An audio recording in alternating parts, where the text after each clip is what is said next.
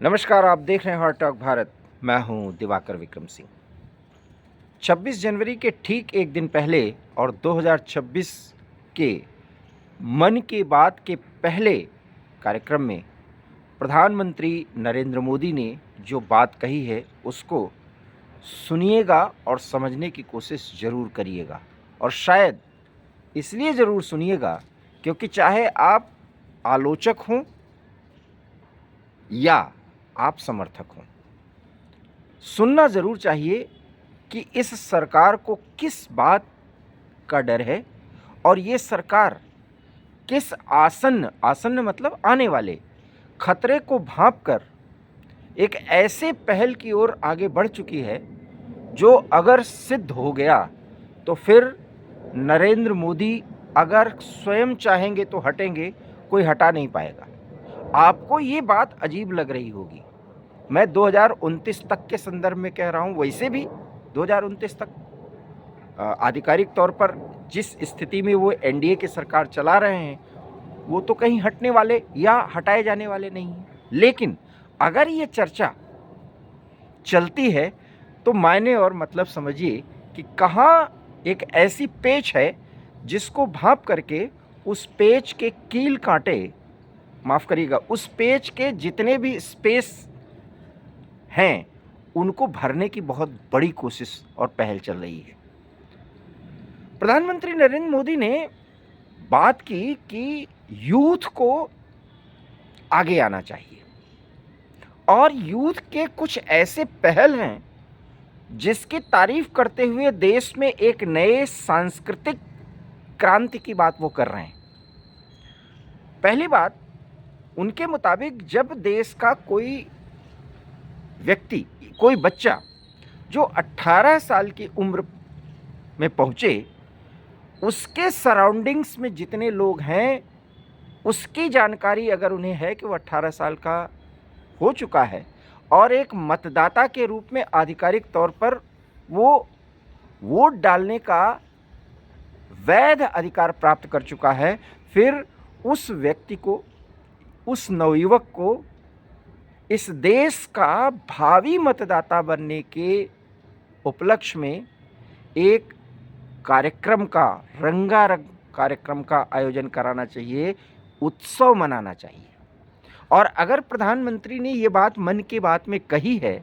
तो अब आप देखिएगा कि नितिन नवीन जो भारतीय जनता पार्टी के नए अध्यक्ष बने हैं और यूथ हैं, वो मिलेनियल कैटेगरी के हैं और जेनजीज को साधना है। एक मुद्दे पर मैंने बोला था और इसी संदर्भ में जो वीडियो मैंने बनाया कि जेनजीज को साधने के लिए क्या कुछ किया जा रहा है। आज प्रधानमंत्री ने मन के बात में इस बात का जिक्र कर दिया। सबसे बड़ी बात उन्होंने कही है कि जितने भी युवा जो वोट देने का अधिकार प्राप्त कर चुके हैं और वोट देंगे, जहाँ भी वोट होगा जिस भी स्तर का, उनको इस देश का सुधी मतदाता बन जाने के उपलक्ष्य में उस क्लब में शामिल करने के बाद हमें उत्सव मनाना चाहिए। मतलब समाज का हर एक तबका यूथ के उस एक्टिविटीज से जिसमें देश कंस्ट्रक्शन और कंस्ट्रक्टिव वे के और आगे बढ़ रही होती होगी, उसके लिए उसको साथ जोड़ने की बात कर रहे हैं। और यही यूथ जिसको अनएम्प्लॉयमेंट और भटका हुआ मान करके विपक्ष आंदोलन के रास्ते उनको सड़कों पर उतारने की कवायद करता है ताकि सरकार डिस्टेबलाइज हो। और ये जेनजीज मूवमेंट कैसे हो, जैसे बंगाल में हुआ, माफ़ करिएगा, बांग्लादेश में हुआ, नेपाल में हुआ, कोशिश ईरान में भी हुई, लेकिन ईरान में सफल फिलहाल नहीं हुई और न हो पाएगी, क्योंकि ईरान का जो भी विद्रोह है या जो प्रोटेस्ट है वो जेनजीज का नहीं है, वो हर वर्ग के लोग हैं, लेकिन वहाँ पर ग्रुपिज़म है, आउटर फोर्सेस वर्सेस वहाँ के खमेनी के समर्थक। और जब दोनों में बराबरी का मामला आ गया तो जो पक्ष मजबूत होगा वही जीता हुआ माना जाएगा। इसलिए खामेनेई वहाँ पर मजबूत रहेंगे, क्योंकि उनके समर्थक प्रोटेस्टर्स पर भारी पड़ चुके हैं, जिसके बारे में सबसे पहले मैंने आपको जानकारी दी थी। और इस जेनजीज को लेकर के जो प्रयोग किया गया है सांगठनिक स्तर पर भारतीय जनता पार्टी के, उस बात को प्रधानमंत्री नरेंद्र मोदी ने आज कह ही दिया। तो एक तो वोटर्स जो इस देश के बारे में, किसका सामाजिक ढांचा कैसे होना चाहिए, राजनीतिक ढांचा कैसे होना चाहिए, आर्थिक ढांचा कैसे होना चाहिए, उसकी अपनी सोच है। 18 साल से 35 से 40 साल के बीच के युवा की सोच जो है, उसके आधार पर देश अगर आगे बढ़ेगा तो यहाँ पर कोई जेनजी प्रोटेस्ट हो ही कैसे सकता है, जिसकी कोशिशें और कवायदों को बाकायदा प्रभावी बनाने की बड़ी पहल हो रही है, जिसमें विदेशी शक्तियां लगी हुई हैं। ये कोई माने या ना माने, लेकिन वो जेनजीज अब कंस्ट्रक्टिव वे में किए जा रहे प्रयास, आधिकारिक तौर पर, सरकार के तौर पर, एडमिनिस्ट्रेशन के तौर पर, वहाँ पर वो इतना सक्रिय अपने आप को करता हुआ पाएगा कि उसके निर्देश, उसके सुझाव को ज़्यादा महत्व दिया जाएगा। इसलिए किसी यूथ के पहली बार वोटर बनने के उपलक्ष्य में किसी के अगर उत्सव होंगे तो फिर उसकी एक पहचान होगी, उसका एक सम्मान होगा, और उसके व्यूज़ पर, उसके विचारों पर सरकारों को पहल करनी होगी। यही तो मोदी चाहते हैं कि यूथ की कनेक्टिविटी तो वैसे 10-11 साल में बहुत अच्छी बनी है इस सरकार की, उस कनेक्टिविटी में ऐसा तड़का लगे जिससे ये जेनजी प्रो गवर्नमेंट एक्टिविटीज़ में अपने को इन्वॉल्व कर पाए। ये है इसका मामला।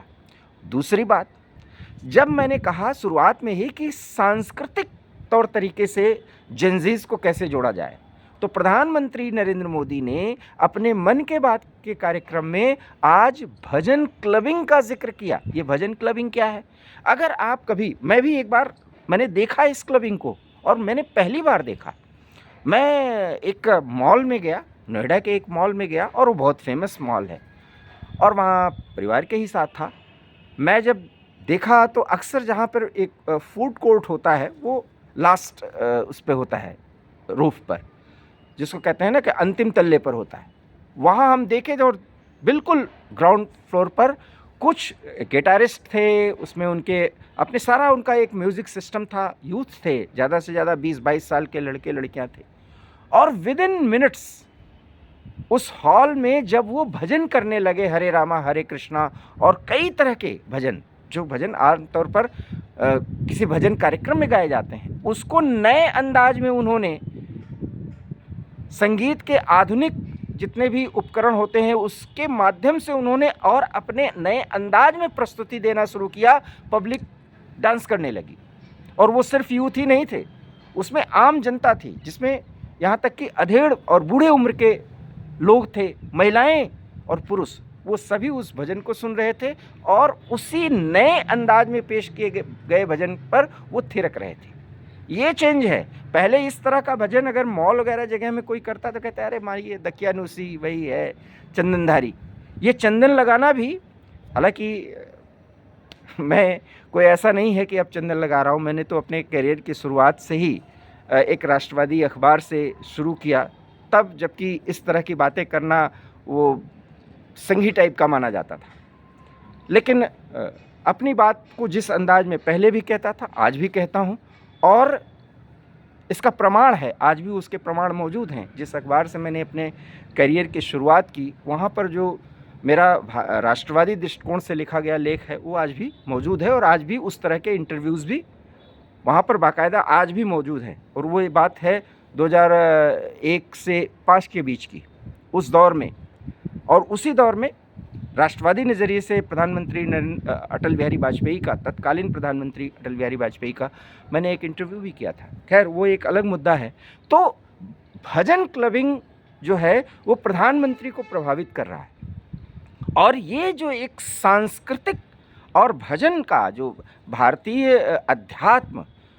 और उसमें जो संगीत का और उसमें जो प्रयोग का जो स्पेस ढूंढा है यूथ ने, खास करके जेनजी जिन्हें कहा जा रहा है, उसको प्रधानमंत्री ने एड्रेस किया, उसकी तारीफ की और कहा कि इससे जुड़ना चाहिए ताकि यूथ से लेकर के और बॉटम से लेकर टॉप तक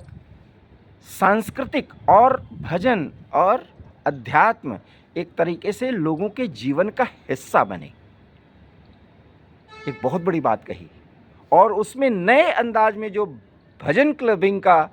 दौर शुरू हुआ है, खास करके मॉल में, सार्वजनिक स्थलों पर और यूथ के द्वारा जो प्रस्तुत किया जा रहा है, नए सुर और ताल, अगर आप संगीत की भाषा समझ रहे हो तो ये बहुत अच्छी प्रस्तुति है और इसके माध्यम से सनातन नए तौर तरीकों के हिसाब से नए लोगों से कनेक्ट होते हुए पूरी दुनिया में अपना जलवा बिखेरेगा। और शायद ये बात सुन करके जो आलोचक हैं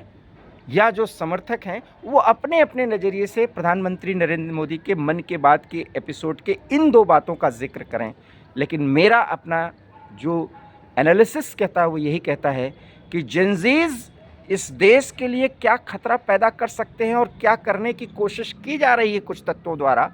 उसके पहले कि वो प्रभावी बनाए जाएं, सरकार के विरोध में सड़कों पर उतारे जाएं, सरकार एक ऐसी स्थिति बना देना चाहती है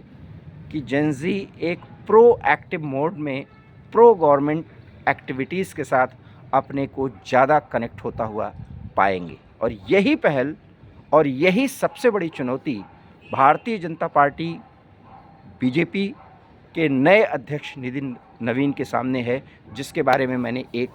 वीडियो में चर्चा की थी। आप अगर हमारे इन दोनों वीडियो से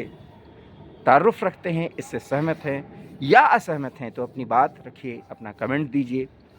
कमेंट बॉक्स में जा कर के, और हमारे इस वीडियो को लाइक कीजिए, शेयर कीजिए, और हमारे चैनल हार्ट टॉक भारत को अगर आपने सब्सक्राइब नहीं किया है तो प्लीज़ इसे सब्सक्राइब कर लीजिए। बहुत बहुत धन्यवाद। नमस्कार।